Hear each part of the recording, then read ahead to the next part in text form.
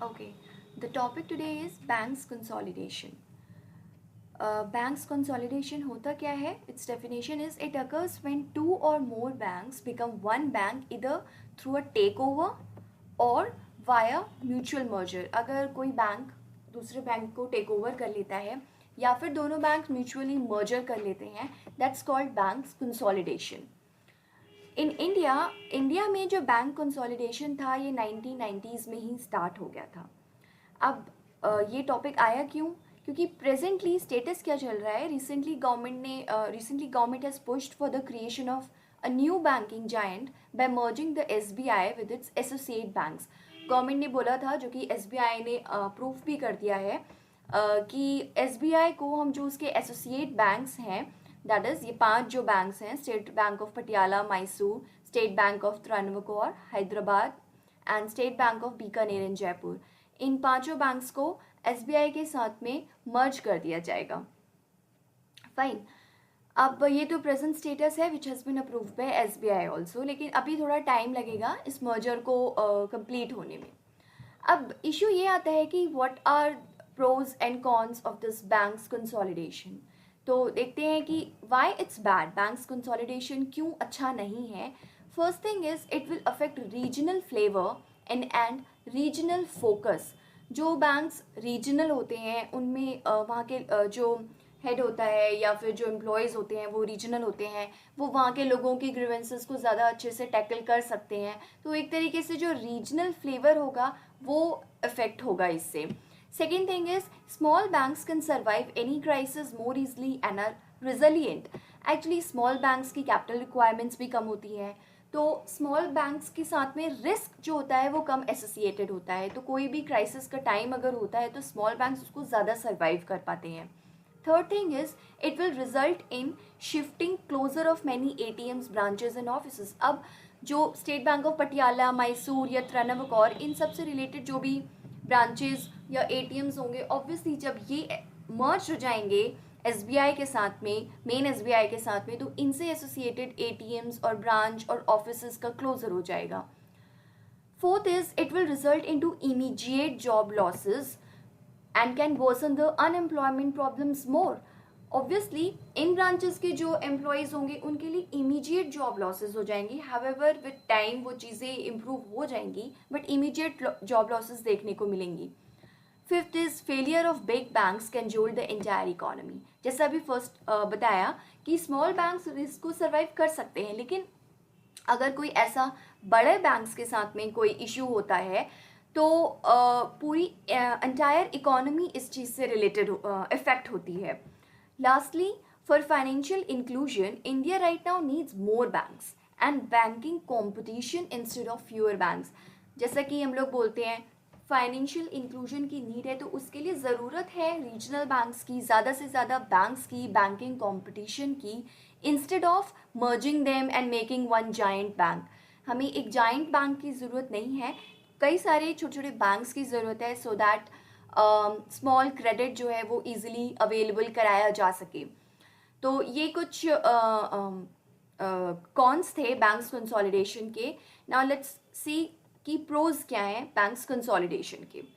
First thing is it can ensure investments into large scale infrastructure project. So India needs mega banks, क्योंकि बड़े banks होंगे तो obviously उसमें जो capital infuse होगी वो भी ज़्यादा होगी, तो उसका इन्वेस्टमेंट, वो कैपिटल को इन बड़े इंफ्रास्ट्रक्चर बैंक्स इन प्रोजेक्ट्स में भी इन्वेस्ट किया जा सकता है, इसलिए इंडिया को मेगा बैंक्स की ज़रूरत है. Second is it helps in getting economies of scale and reduction in cost of doing business. जो काम पहले कई सारी ब्रांचेस मिलकर कर रही थी, अब वो काम एक बड़ा बैंक कम एम्प्लॉय के साथ में और कम कॉम्प्लेक्सिटीज़ के साथ में इजीली वो कर सकता है. Third thing is a better and optimum size of the organization would help public sector banks to offer more products and services. अब जब ये मर्जर हो जाएगा तो एक पर्टिकुलर बैंक जो है एक पर्टिकुलर प्लेस पे ज़्यादा सर्विसेज ऑफर करा सकता है, ज़्यादा सर्विसेज एंड प्रोडक्ट्स जो है ऑफर करा सकता है. Fourth is consolidation also helps in improving the professional standards. Fifth, after consolidation, banks can manage their liquidity short term and long term comfortably. Actually, जब एक बड़ा बैंक बनेगा तो ऑब्वियसली उसमें कैपिटल ज़्यादा इन्फ्यूज़ हो रही है। कैपिटल की जो रिक्वायरमेंट्स हैं, राइट, जो बैंक्स को अपना शॉर्ट टर्म और लॉन्ग टर्म लिक्विडिटी मैनेज करने के लिए दूसरे बैंक से या आरबीआई से कभी कभार लोन लेना पड़ता है in the form of LAF, liquid adjustment facility, and MSF, marginal standing facility के फॉर्म में, वो रिक्वायरमेंट्स अब कम हो जाएंगी और बैंक्स अपना लिक्विडिटी को मैनेज इजिली कर सकता है after this consolidation. Now will gain greater recognition and higher rating in international market. India का कोई भी बैंक टॉप 50 इंटरनेशनल बैंक्स में नहीं आता है, तो अगर इस टाइप का कोई बैंक बनता है तो उससे इंटरनेशनल मार्केट में भी काफ़ी रिकॉग्निशन मिलेगा और रेटिंग्स भी ज़्यादा मिलेंगी। Then burden on central government to recapitalise public sector banks will come down. Public sector banks को बार बार गवर्नमेंट को रिकैपिटलाइज करने की ज़रूरत पड़ती है, तो वो बर्डन सेंट्रल गवर्नमेंट पे थोड़ा बहुत कम हो जाएगा अगर इस टाइप के कंसोलिडेशन से मर्जर्स और होते हैं तो।